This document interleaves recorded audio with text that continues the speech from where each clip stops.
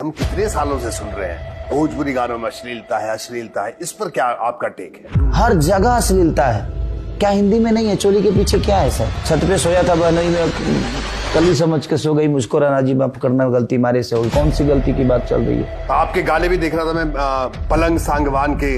हाँ, टूट जाए राजा जी पलंग सागवान के। तो एक पत्नी क्या कहेगी अपनी दर्द? बता दीजिए कि भाई प्यार करो, लेकिन प्यार की तरह करो। जबरदस्ती करोगे टूट जाएगी पलंग। और ये आम के स्वाद। तो वही तो है। कब ठेला पे कोई लड़की आम बेच रही है, हाँ। तो भाई जो पूछने वाला है तो भाव ही पूछेगा ना जी भाई तुम्हारा आम कैसे है। अब हम तो आम की बात कर रहे हैं और दुनिया किसी और आम की बात सोच रही है, तो उसमें हमारी क्या गलती है? पवन सिंह, तो आखिरकार ऐसा क्या हो गया आप दोनों के बीच में कि एकदम तलवारें सी खिंच गई? ऐसे बताइए, अगर वो कह रहे हैं कि आज उनके साथ कभी जीवन में काम नहीं करूंगा, तो आज तक तो चल ही रहा हूँ। उनसे ज्यादा फिल्में की है मैंने, उनसे बाद में आके। दूसरी की जो अब मैंने पहले बात की जाति की, आज भी हम दोनों की जातियां, उनका ठाकुर है, मेरा यादव है। तो उनके लोग लगता है कि खेसारी क्यों बड़ा हो जाए, हमारे लोग तो लगता है कि नहीं हमारा बड़ा है।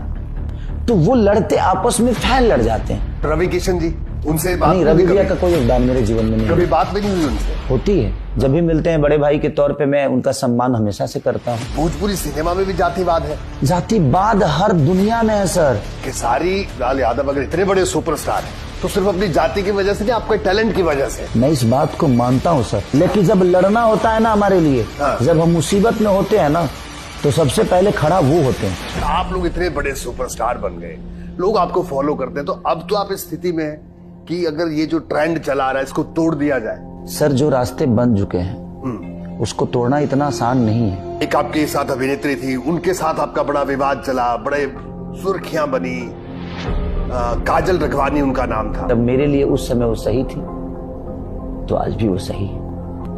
अब उनके लिए मैं कितना सही और कितना गलत, कुछ सवाल के जवाब नहीं होते हैं। खेसारी भाई, आप इतने दिल से बात कर रहे हैं, एक बात और बताइए, ये प्यार हुआ आपको? क्यों नहीं होगा सर, इंसान हूं, किसको नहीं होता है? मैं झूठ नहीं बोलता। ठीक बात है, मैं वही कह रहा हूँ। क्यों नहीं होगा प्यार? किसी को होता है प्यार, एक लगाव होता है, इमोशन होता है। मर्दों को प्यार नहीं होता, आदत लगती है सर। खेसारी भाई, अभी गोरखपुर महोत्सव में पवन सिंह और रवि किशन जी एक साथ एक मंच पर थे, तो उन्होंने कहा कि कुछ लोग जब बड़े स्टार हो जाते हैं तो शायद टेढ़ा मेढ़ा चलना शुरू कर देते हैं। पहले हाथ से पैर छूते थे, अब घुटनों पर आ गए हैं। अब उनको हो सकता था जी दंडवत करना चाहिए था मुझे। अभी बच्चन साहब के सामने उनको भी दंडवत कर लेना चाहिए, या मोदी जी के सामने ऐसे पड़ जाना चाहिए उनको।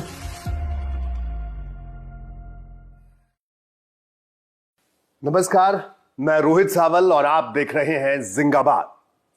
और जिंगाबाद में आज हमारे साथ बातचीत करने के लिए मौजूद हैं भोजपुरी सिनेमा के सुपरस्टार, शानदार गायक और भोजपुरी जो ऑडियंस है उनके दिलों पर राज करने वाले खेसारी लाल यादव। खेसारी जी, आपका स्वागत है जिंगाबाद में। जी प्रणाम। वेलकम।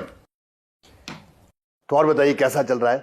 बस आप सबकी दुआएं और मेहनत की बदौलत कुछ करने की क्षमता जो है शुरुआत है, और हर दिन कुछ ना कुछ करना है, तो हर दिन कुछ ना कुछ नया ही होता है जीवन में। क्योंकि आप हर दिन जब करते हैं तो आपके जीवन में हर दिन कुछ ना कुछ नया ही होता है। प्रयास करता हूं कि कुछ बेहतर करता रहूं, रोज बेहतर करने की कोशिश। हाँ। तो ये कोशिश कब से चली आ रही है बेहतर करने की? सच पूछी तो मुझे लगता है कि जब मैं पैदा हुआ तो शायद मेरे पास कुछ नहीं था, और एक दुनिया मिली, धीरे धीरे बड़ा हुआ और सीधे एक जिम्मेदारी मिलती गई। क्योंकि गरीबी में हर आदमी जिम्मेदार हो जाता है, सिर्फ माँ बाप पे आश्रित हम नहीं होते हैं। मुझे लगता है कि जब आपके पास गरीबी होती है तो आपके घर में हर वो छोटा से छोटा बच्चा भी मेहनत करने की इच्छा रखता है, क्योंकि उसे लगता है कि शायद मेरे पापा के और मेरे बड़े भाई की वजह से सिर्फ नहीं होगी, हम सबको मेहनत करके अपनी गरीबी को दूर करना पड़ता है। तो जिस परिवेश से आप आते हैं, क्या आपने बचपन में तय कर लिया था कि आपको सिंगर बनना है, एक्टर बनना है, या परिस्थितियां ऐसी बनी? क्या क्या कुछ हुआ आपके जीवन में? वो दौर, बचपन कैसा गुजरा आपका? मैं चाहूंगा एक बार आप जरूर बताएं हमें। मेरी बचपन में बहुत प्रॉब्लम थी और गरीबी था, दूध बेचने से लेकर। और हमारे यहाँ बटैया खेत बोआ जाता था, क्योंकि हमारे पापा के और हमारे दादाजी के पास 4 या 5 कट्ठा ही खेत था। मैंने 4 बीसा होते हैं ना, तो हमारे यहाँ 4-5 कट्ठा बोलते हैं उसको। जी। तो वो 3-4-5 कट्ठा ही जमीन थी उनके पास। हाँ। तो हमें 7 भाइयों को खाने पीने के लिए 5 कट्ठे से तो नहीं हो सकता ना। तो हम लोग अधिया पे, जो हमारे गांव के लोग हैं जिनके पास ज्यादा खेत हैं, ज्यादा जमीन है, बटैया, हम लोग उनके खेत बोते थे और सब भाई मेहनत करते थे। आपने भी खेत में काम बहुत किया मैंने, मुझे सब कुछ आता है, हर चलाने से लेकर, कुदाल चलाने से लेकर, बिया उखाड़ने से लेकर, रोपने से लेकर, हर वो चीज। आप किसानी के जो भी आप कहेंगे। किसानी करते थे? नहीं, पापा मेरे किसान नहीं थे। पापा दिल्ली रहते थे, चाचा मेरे साथ, वहां पे हम लोग गांव पे रहते थे, तो चाचा खेती करते थे। हम सब भाइयों को वही पढ़ाए भी, जितना भी हम पढ़े चाचा ने ही पढ़ाया। पापा का हम लोगों को बड़ा करने के लिए और उस किताब के पैसे के लिए और हमें कुछ बेहतर बनाने के लिए पापा मेहनत करते थे, और हमें स्ट्रांग बनाने के लिए चाचा मेहनत करते थे। पिताजी दिल्ली में नौकरी? हाँ, नहीं, उस समय चना बेचते थे पापा मेरे, चना बेचते, और रात में गार्ड की नौकरी करते थे दिल्ली में। हाँ, तो 2 ड्यूटी करते थे ताकि उनको डबल पैसे मिले। तो उसके लिए, क्योंकि 7 भाई थे, चाचा के 4 लड़के और हम 3 भाई, तो सब पूरी फैमिली मेरी एकजुट शुरू से है। तो उनके लिए भी पापा को ही सब कुछ करना है, क्योंकि अकेला कमाने वाले थे। बट धीरे धीरे इतना कुछ करने के बाद भाई बड़े, सब हमारे जो हमसे बड़े हैं, सब बड़े हुए, तो धीरे धीरे सब कमाने लगे।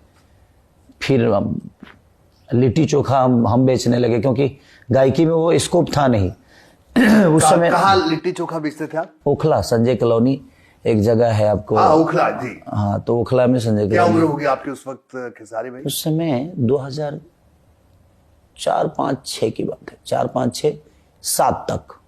मतलब 2004 से लेके 7 तक आप लिट्टी चोखा बेचते थे दिल्ली में, ओखला में।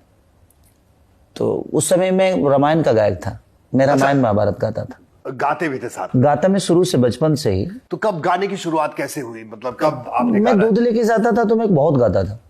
तो मैं, आधे तो लोग दूध हमसे इसलिए लेते थे कि मैं गाता था, उनको गाना सुनाता था, तो इसलिए उनके घर पे 250 ग्राम, किसी के घर पे आधे किलो, किसी के घर पे 1 किलो, तो 5-7 किलो में दूध लेकर उसी उम्र में जाता था। तो घर घर हम लोग पहले देते थे कि इनके घर पहुंचाना है मुझे।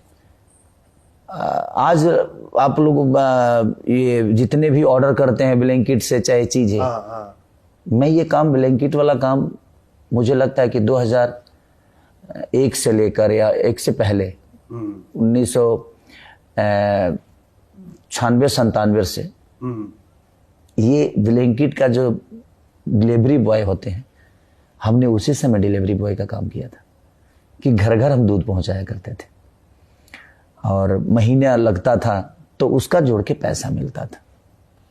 तो आपने पहले बिहार में ही गांव में काम किया, जो आप बोल रहे हैं दूध बेचने का, उसके बाद आप दिल्ली आ गए?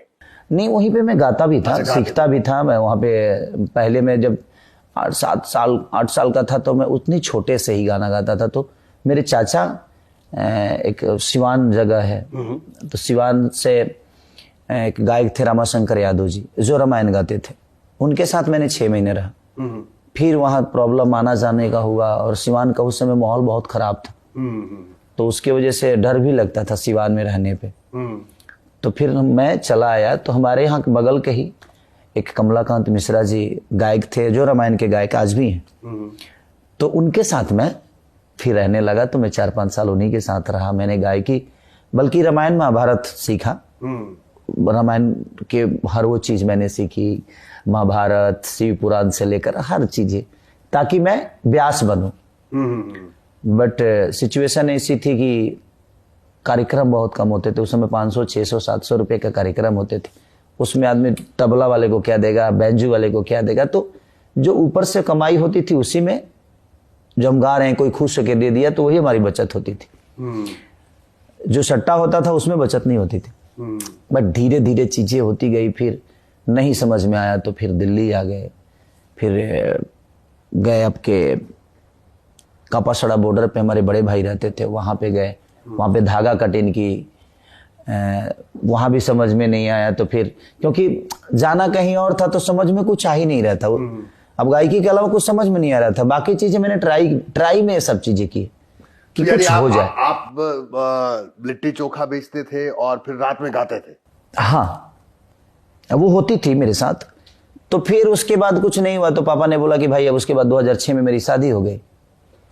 तो 2006 में शादी हुई तो फिर अब एक जिम्मेदारी और बड़ी हो गई। तो गांव के लोगों को जानते हैं कि